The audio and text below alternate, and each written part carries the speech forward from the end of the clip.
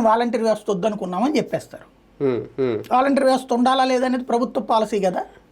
ఆ ప్రభుత్వం పెట్టింది మాకు వద్దనుకున్నాం, వాళ్ళ మీద వచ్చిన కంప్లైంట్స్ ఆధారంగా అంటారు సింపుల్గా.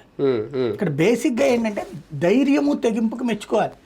2.5 లక్షల కుటుంబాలని నడి రోడ్డు మీద నిలబెట్టి ఒక్కడు స్పందించడం, మామూలుగా ఇట్లాంటి వాటి మీద గొంతు చించుకుని అరిచేటటువంటి వామపక్షాలు అసలు ఇద్దరెళ్ళి బాబు గారిని సపోర్ట్ చేసి మాట్లాడొస్తుంటారు. కాంగ్రెస్ పార్టీ అప్పుడప్పుడు ఒక ట్వీట్ చేసి సైలెంట్గా ఉంటుంది. ఇక వైఎస్ఆర్ కాంగ్రెస్ పార్టీ మరీ వేరే పార్టీ. ఎందుకంటే ఇట్లాంటి వాటి మీద ఇప్పుడు ఒక పెద్ద ఉపాధి కోల్పోయినప్పుడు వాళ్ళందరినీ తీసుకుని ఉద్యమాలు చేయాలి కదా, అది చెయ్యదు.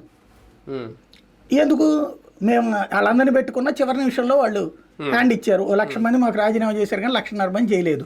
పైగా వాళ్ళు చంద్రబాబు 10,000 ఇస్తాడని నమ్మేసి వాళ్ళు ఆగారు. వాళ్ళ కోసం మేమెందుకు అన్న ధోరణిలో వాళ్ళు ఉన్నారు. ఇంత చేస్తే మేము ఎంతో పెద్ద వ్యవస్థను తెస్తే వాళ్ళు చివరిలో మాకే హ్యాండ్ ఇచ్చారు, వాళ్ళు హ్యాండ్ ఇవ్వబట్టిని మేము దెబ్బతిన్నామనేటువంటిది కార్యకర్తలకు మహా ఆకాశం ఉంది.